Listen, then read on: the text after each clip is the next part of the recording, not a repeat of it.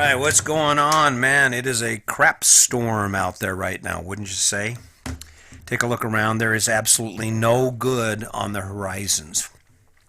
And then what doesn't help is that. So I told you in the past that Sandy and we got married when she was real young. She was 16, I was 18.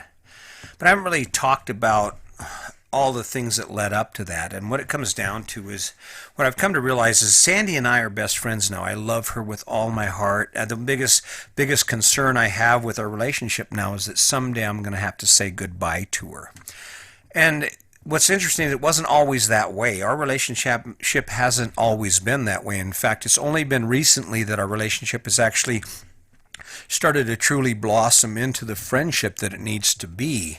And for us, the reason that we were struggling for so many years is because we never took the time to acknowledge why we struggled. And what it came down to was Sandy and I both came from dysfunctional families. There was a lot of love, but there wasn't a lot of function. In other words, there was alcohol abuse and there was domestic violence, and we just didn't have a real clear example set for us of how to treat each other, how relationships are supposed to work. And it was only after we stopped looking at each other and our relationship together and we started looking at ourselves first and started working on ourselves that things got better. So this brings us to the point of this podcast, which is we are broken. And that is the truth. Aside from all the external pressure, we have jobs, we have obligations, we have COVID-19, we have an economic downturn that's coming, we have all kinds of things that are coming.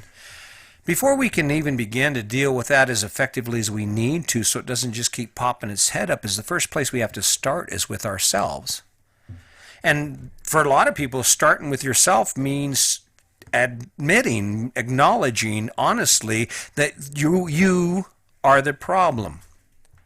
And that's the truth. See, I know plenty of people like, well, the reason my life is this way is because of that or this or that. No, when it really comes down to it, the reason that your life is in the condition it's in is because of you. I mean, the only people who can use the excuse that they can't, it's not their fault, are children. People who are making adult decisions every day. You're at the age where every choice you make is your choice. You're like, don't tell me what to do. I make my own choices. Well, then, if you have that attitude and then you look at your life and your life sucks, you don't have enough money, you don't have enough time, you don't have enough of the resources you need to do the things you want to do, or much less that, do the things you need to do. It's because you never took the time to establish the ground rules and to discover why it is you can't seem to move in any different direction than you're moving in.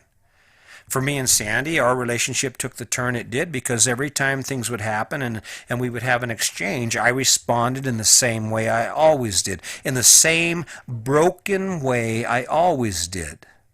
And broken things don't fix themselves. And in return, Sandy would do the same thing. She would respond to me in that same broken manner with her same set of broken tools. If you're interested in living a better life, and I'm not even going to say your best life, and if you're interested in resolving some of the reoccurring issues in your life with regard to your relationship or your employment or just how you feel when you wake up in the morning, the ticket is to start looking at yourself first.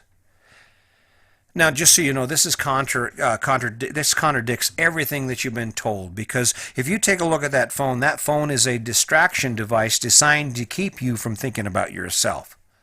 Everything on that phone is designed to get your attention away from you, because if you start looking at you, you're going to start seeing that if you're honest and you start looking at who you are, you're not doing that great. I mean, I guess I could go the same path as everyone else. I mean, it seems to get a lot of likes when we spend our time entertaining our audience with, oh, well, yeah, look at those dumbasses, and look at that dumbass. Oh, look what they did. Funniest video, ha. If you're looking to be entertained by my podcast, you're not going to get it. These things are too important. There's too much at stake right now. Have you taken a look around? The economy, I guarantee you, I'm going to say this is a prediction. You can talk shit if you want about it, but this is my prediction. The economy is getting ready to tank in a way that no one has ever seen before.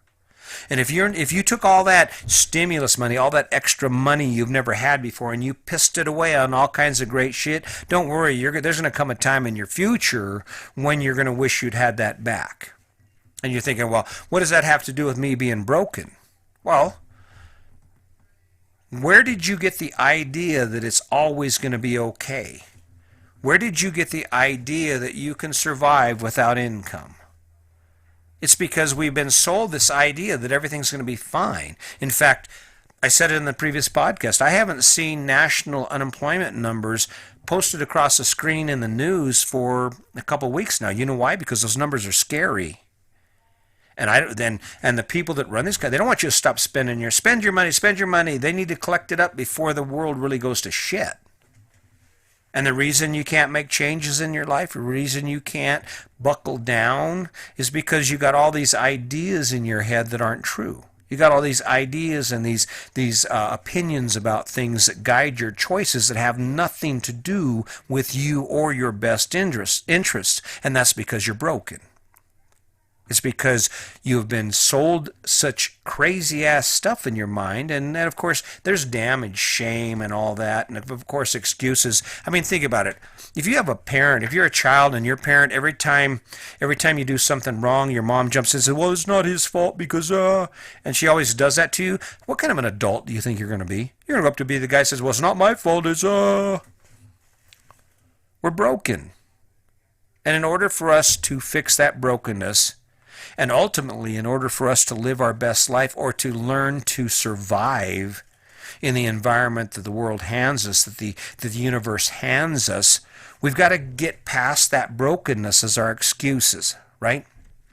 Here's something that slays me. So we're in an RV park. We're still in an RV park in Meeker, Colorado, and this gal pulls in across the way from us, and she's an older gal. She must be in her late 60s probably, and she's driving a Class A or Class C motorhome, okay? And she stopped and talked to Sandy at a distance. We didn't get too close to her, but she's telling her story. Well, it turns out she has her 37-year-old nephew traveling with her. Now, today's moving day for this gal. And she's not in bad shape, but it's obvious she's in her late 60s, right? So my thought would be, I'm expecting her nephew to be out there helping her get the sewer hoses, get the tank strained and the sewer hoses in and getting everything to go. Do you realize I still haven't seen him? And you know why? Because somewhere in his mind, he got the idea that somehow he can just go ahead and sit on his butt inside that RV and do whatever the hell he's doing while his aunt is out there busting her butt getting things ready to go. Now, if that isn't broken, I don't have any idea what is, okay? I can't. That's broken. And until you fix behaviors like that, you will never move forward, all right? If you have something in your past that is causing you to take a reaction, let's say that your past was so tremendous. Here's an example. I was the most angry person you'd ever meet. I was angry, and I didn't give a shit about whether anyone knew it or not. Anger was my tool. It worked real well for me as a kid. It wasn't working really that well for me as an adult, but being broken and unwilling to change it, I didn't fix it. But it's only by acknowledging my brokenness and fixing it, saying, okay, I can't do this anymore. This isn't working for me anymore. And I changed it to something else that I'm actually able to say, I'm sitting here, I'm happy. Yeah, the world has gone to shit. COVID-19 is coming, but it's not killing me. It's not like I feel angry about it. I got a bunch of shit I still want to do before I die. If you're sitting there and your brokenness is a past that makes you think it's okay to drink 1.5 bottles of wine every night, and I don't have anything against drinking, but if it interferes with your life, it causes you any negative impacts to your life or is keeping you from moving forward in a positive direction, you are broken. And how do you fix the brokenness? I don't know. There are millions, I bet there are millions of books out there written about how to stop drinking, how to live your best life. Even this is one of those. You know what? I'm not going to sugarcoat it here. You know how you make your life better and you fix the broken? You stop doing the broken shit. You stop doing the stuff that you do because you're broken. For that kid over that 37-year-old man over there watching, letting his aunt empty that black tank and get that RV ready to go, get off his butt. You got to get off your butt and go do something about it. If you're drinking too much because you just can't handle the pressure, and when you drink you can be happy, you know what? You just got to stop doing it. You got to fix the broken. And in order for that to happen, you got to stop doing that shit that you're doing because you use the excuse you're broken. Everybody has a history, everybody has a past. And for those of you who are sitting around with that big ass monkey on your back, that gorilla on your back you call your past, and you're using that as your excuse for not defining your future, for not taking action on your future, all I can say is shame on you.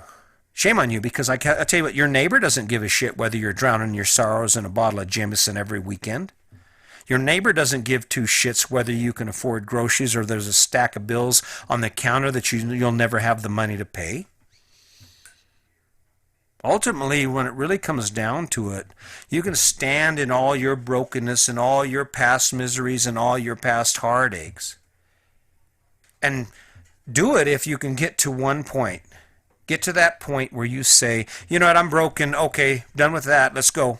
What are we going to do now? Let's move on. Where do we need to go to make it better? Where do we need to go to have access to the things we need to have access to? What do I need to do to stop fighting with my husband, fighting with my spouse, fighting with my partner? Because that's what we do. It's because we're broken. It's not an excuse.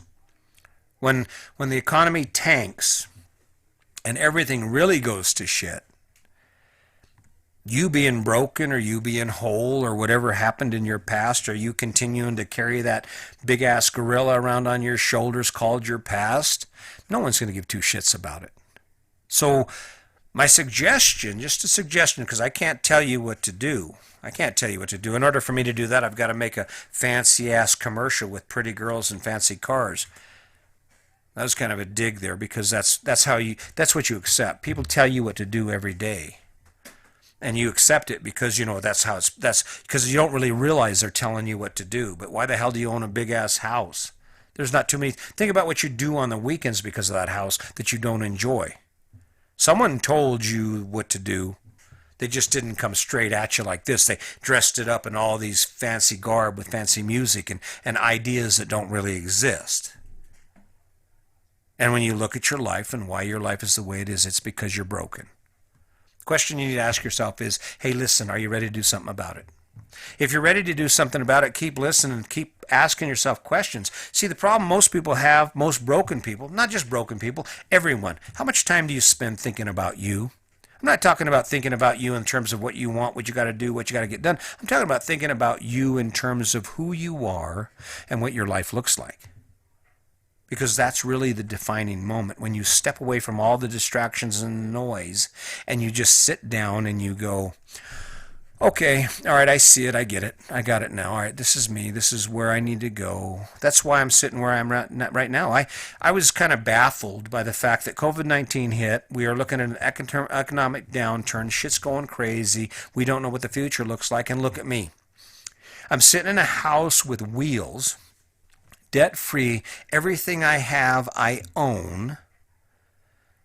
So COVID-19, basically my defining your best life, my defining my best life without even thinking about it, without even knowing the future, defining my best life put me in the best position of anybody could be in under these circumstances. If COVID-19 comes to Meeker, Colorado, guess what? I just took my truck up to my house and I moved someplace that COVID-19 isn't going crazy.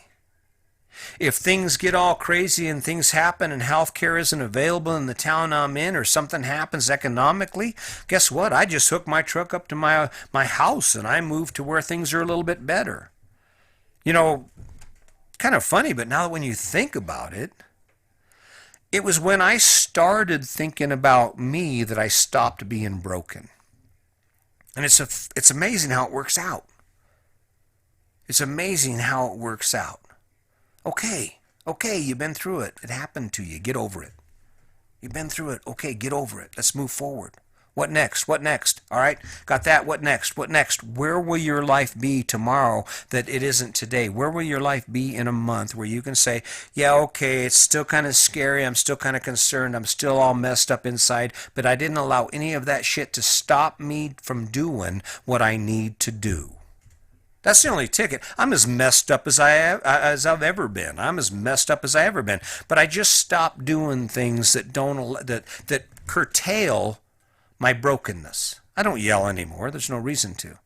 I got some really tough news, and my response 10 years ago would have been to go whip the shit out of somebody. And guess what? I couldn't even muster up the anger anymore to do that. You know why? Because I'm so focused on who I am and where I'm going that those other things begin to not matter. I don't care about what's going on social media because it doesn't add to my life. Number one, it doesn't make me feel any better. It doesn't make my life any better. And I'm already screwed up enough. I don't need to be watching social media and realize that I'm really screwed up because someone I know is doing so much better than me. Someone I know is giving me a reason or excuse. Oh, I don't need to do my podcast anymore because, well, I really suck at it. Oh. Start focusing on yourself.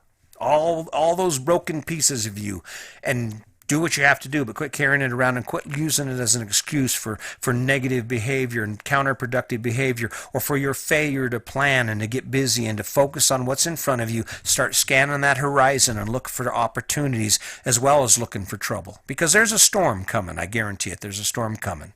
And if you're sitting there in your brokenness, oh, woe is me, you're going to really have something to cry about when this shit hits. Just saying it, I know you don't want to hear it. There's a lot of people aren't ready for this message. I can't change that. I'm not going to quit doing it. I'm not going to beat myself up about it because people aren't ready to hear what I got to say or because people want to be entertained. If you want to be entertained, go watch a movie. But that's not going to change your life, and it's certainly not to get you ready for what is coming or what could happen or what your true potential can be. Because I guarantee no matter what the world does, until it ends, I'm going to be able to say, yeah, okay, that sucks, but we're still living. We're still doing it. We're still chasing things that we value, chasing things that make our life better. And one of the things that makes my life better is the idea that I'm helping somebody. I don't know. Like it, don't like it, I can't change it. I can't compete with Jerry Lewis. I can't compete with Lucille Ball. I can't compete with any of the crazy ass shit I see on YouTube or I've listened to on podcasts. I'm not competing with Joe Rogan. I don't give two shits about Joe Rogan. You know what I care about? I care about you. The question is, as you will hear in a previous podcast or an upcoming podcast, I can't care more about you than you do. But I'll keep talking. I'll keep talking. I'll keep showing up. I hope you do too. And just remember, as always, today's your day. Make it a good one.